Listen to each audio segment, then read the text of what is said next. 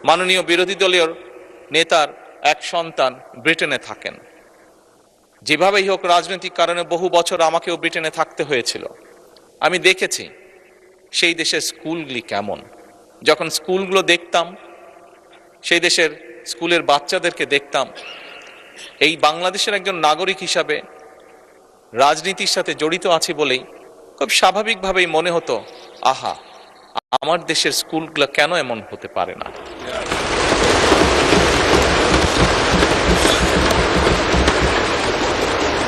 মাননীয় স্পিকার, দেখেছি সেখানে কিভাবে প্রাইমারি স্কুলের কথা যদি বলি, আমি যেখানে থাকতাম তার আশেপাশে প্রাইমারি স্কুল ছিল, সেজন্যই সেটি বেশি চোখে পড়তো।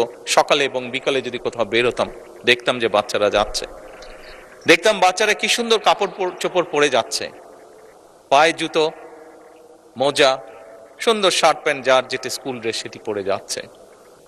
মাননীয় স্পিকার, মনের মধ্যে একটি কষ্ট হতো যে আমার দেশের প্রাইমারি স্কুলের বাচ্চারা কবে এরকম সুন্দরভাবে স্কুলে যাবে।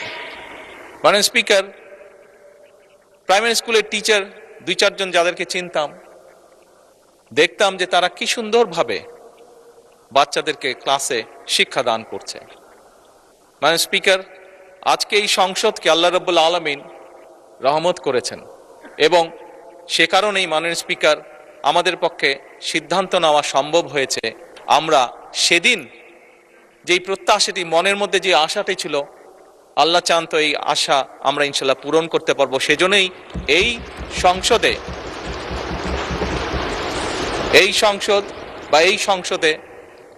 মাধ্যমে যে সরকার গঠিত হয়েছে, মাননীয় স্পিকার, এই সরকার সিদ্ধান্ত গ্রহণ করেছে এবং কাজও শুরু করেছে।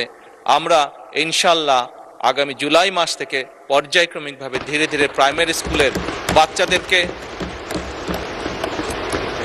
স্কুল ব্যাগ দিব, পর্যায়ক্রমিকভাবে বাচ্চাদের আমরা স্কুল ড্রেস দিব এবং পর্যায়ক্রমিকভাবে মাননীয় স্পিকার আমরা বাচ্চাদেরকে জুতার ব্যবস্থা ইনশাল্লাহ করব।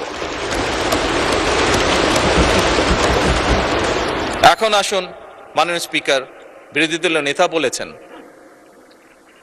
পরিবেশের কথা। কিসের পরিবেশ? শিক্ষাঙ্গনের পরিবেশ। উনি ওনার কিছু কনসার্ন এক্সপ্রেস করেছেন। মাননীয় স্পিকার, আমিও এই দেশের শিক্ষা প্রতিষ্ঠানে পড়েছি।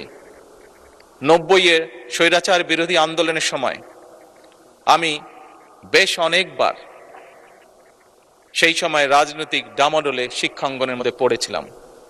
দুই একবার বেশ সিরিয়াস অবস্থার মধ্যে পড়ে গিয়েছিলাম। মাননীয় স্পিকার,